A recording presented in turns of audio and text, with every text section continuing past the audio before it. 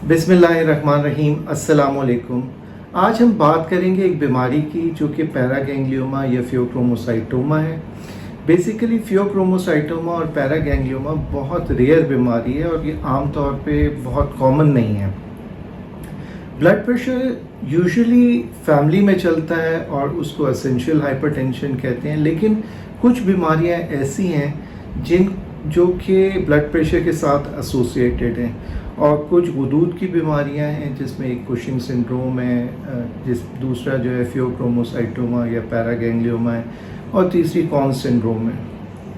तो हम एक एक करके अपनी वीडियोस में तीनों के बारे में बात करेंगे। आज हम बात करेंगे फियोक्रोमोसाइटोमा और पैरागैंग्लियोमा के बारे में। गुर्दे के ऊपर एक ग्लैंड लगा होता है, उसको एड्रीनल ग्लैंड कहते हैं। इस एड्रीनल ग्लैंड के मेडुला का अगर ट्यूमर हो जाए तो उसको फियोक्रोमोसाइटोमा कहते हैं। और अगर एड्रीनल के अलावा बॉडी में कहीं हो, विच इज़ एक्स्ट्रा एड्रीनल, वो पेट में हो सकता है, दिल के अराउंड हो सकता है, तो ऐसी बीमारी को पैरागैंग्लियोमा कहते हैं। मेरी एक मरीज़ मुझे काफ़ी अरसे से दिखा रही हैं, उनको पैरागैंग्लियोमा था। उनकी हम हिस्ट्री और उनके साथ क्या हुआ वो ख़ुद अपनी ज़बानी बताएंगे और किस तरह उनकी ट्रीटमेंट की गई। अगर किसी का ब्लड प्रेशर बहुत ज़्यादा हो, डिस्पाइट कि वो दवाइयाँ ले रहे हों, मतलब 160 से ऊपर और नीचे वाला 110 से ऊपर, तो ऐसी सूरत हाल में 3 दवाइयों के बावजूद अगर ब्लड प्रेशर कंट्रोल ना हो तो डॉक्टर के पास जाएं, और उन डॉक्टर्स के पास जाएं जो इस बीमारी के माहिर हैं, यानी एंडोक्राइनोलॉजिस्ट। क्योंकि हमें ये बीमारियां रूल आउट करनी होती हैं। ये इतनी कॉमन बीमारियां नहीं हैं, इसलिए ये मिस हो सकती हैं आम डॉक्टर्स से। अब कुछ टेस्ट किए जाते हैं। सबसे पहले तो हम सिम्टम्स पे आ जाएं। सिम्टम्स क्या हैं इसके कि ब्लड प्रेशर ज़्यादा रहता है, दिल की धड़कन तेज़ होती है, उसके बाद पसीने ज़्यादा आने लगते हैं, चक्कर आने लगते हैं। फिर हमें होता है कि कहीं ये फियोक्रोमोसाइटोमा या पैरागैंग्लियोमा तो नहीं है। उसके लिए हम कुछ खून के टेस्ट करा सकते हैं, एक पेशाब का टेस्ट है वो भी हम करा सकते हैं। खून के टेस्ट में कैटेकोलामीन्स, मेटानेफ्रिन लेवल्स चेक करते हैं, और अगर ये बड़े होते हैं उसके बाद हम सीटी स्कैन करके देख लेते हैं कि कहीं या पैरागैंग्लियोमा तो नहीं है। उसके बाद सिम्टम्स के बाद दवाइयाँ इसकी स्पेसिफिक दवाइयाँ आती हैं। पहले अल्फ़ा ब्लॉकर्स देते हैं, फिर बीटा ब्लॉकर्स देते हैं, और कुछ ग्रुप्स हैं जो कि ब्लड प्रेशर को कंट्रोल में रखते हैं। ब्लड प्रेशर को कंट्रोल करने के बाद फिर हम इसकी सर्जरी कराते हैं और ट्यूमर को बाहर निकाल देते हैं। अब अगर पैरागैंग्लियोमा है तो उसके साथ कुछ म्यूटेशनल डिफेक्ट्स भी होते हैं, वो भी हमें चेक करने होते हैं। अनफॉर्चुनेटली वो पाकिस्तान में अवेलेबल नहीं होते, लेकिन हम बाहर से हुक करा के देख सकते हैं कि कहीं पैरागैंग्लियोमा म्यूटेशंस की वजह से तो नहीं है। अब जेनेटिक म्यूटेशंस मैंने आपको बताया कि ये पाकिस्तान में नहीं होते, लेकिन जेनेटिक म्यूटेशंस का ये है कि हमें फैमिली को भी स्क्रीन करना होता है कि कहीं फैमिली में किसी और मेंबर को तो नहीं है। चलें आए हम चलते हैं अपने मरीज़ के पास और उनसे सुनते हैं कि उनकी हिस्ट्री क्या थी और किस तरह उनकी ट्रीटमेंट की गई। अस्सलाम वालेकुम।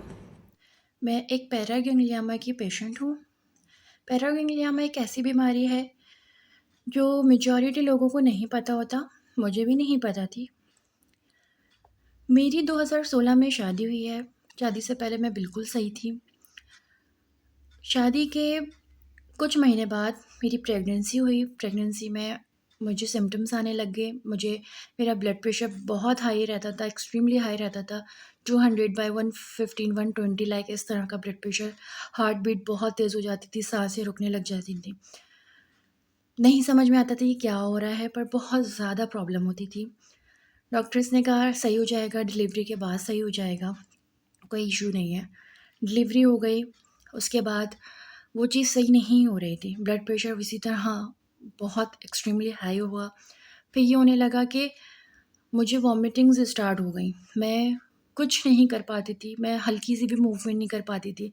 अगर मैं कुछ भी काम करूँ मुझे वॉमिटिंग स्टार्ट हो जाती थी और मैं बिल्कुल बिस्तर पे आ जाती थी। बहुत ज़्यादा सर में दर्द, रगें फटती थी सर की, हार्ट बीट बहुत तेज़ हो जाना। मैंने 2018 तक ये चीज़ फ़ेस की है। बहुत तकलीफ़ हुई है इस दौरान पूरे पीरियड में। 2018 में मेरे साथ मैदे में बहुत तकलीफ़ होने लगी और मैदे पे स्वेलिंग आना शुरू हो गई। ये होने लगा कि मुझे खाना हज़म नहीं हो रहा था। बहुत ज़्यादा प्रॉब्लम होने लगी कि कुछ खाया नहीं जा रहा था। फिर मेरे हस्बैंड ने कहा कि आपका एक अल्ट्रासाउंड होना है, उसमें पता चलेगा कि क्या प्रॉब्लम आ रही है। वो अल्ट्रासाउंड हुआ तो उसमें पता चला कि कोई ट्यूमर दिल के पास अ, करीब नज़र आया है। तो थोड़ा-सा हम परेशान हुए कि ये क्या है? फिर उसका सीटी स्कैन करवाया गया। जब सीटी स्कैन हुआ तो उसमें एक ट्यूमर आया कि ये चीज़ें जो प्रॉब्लम कर रही है, जो ब्लड प्रेशर मेरा बढ़ा रही है। फिर मुझे किसी ने एंडोक्राइन का बताया, एंडोक्राइन के डॉक्टर शाहिद का। उनके पास गए, उन्होंने ये चीज़ डायग्नोज़ की कि ये पैरागैंग्लियोमा है, इसकी सर्जरी होगी। फिर मेरी सर्जरी हुई है 2018 में ही और अल्हम्दुलिल्लाह कामयाब रही और अब मैं ठीक हूँ, अल्लाह का शुक्र है। आपने मरीज़ की हिस्ट्री सुनी कि किस तरह उनको सिम्टम्स हो रहे थे और ब्लड प्रेशर मुस्तकिल हाई था, ऑल्दो वो दवाइयाँ ले रही थी लेकिन उसके बावजूद ब्लड प्रेशर ज़्यादा था। अगर किसी का ब्लड प्रेशर कंट्रोल नहीं होता और 2-3 दवाइयाँ वो ले रहे होते हैं तो ऐसे मरीज़ को चाहिए कि अपना एंडोक्राइन वर्कअप करवाए, कहीं फियोक्रोमोसाइटोमा या पैरागैंग्लियोमा तो नहीं है। इसके अलावा अगर कुशिंग्स के सिम्टम हैं तो उसका वर्कअप होना चाहिए। कुशिंग्स के लिए हम अलग प्रोग्राम करेंगे, मेरा एक मरीज़ कुशिंग्स के साथ भी है तो उनके तासुरात भी आपको सुनाएंगे। और प्राइमरी हाइपर एल्डोस्टेरिज्म जिसको कॉन सिंड्रोम भी कहते हैं, उसका भी वर्कअप ज़रूरी होता है।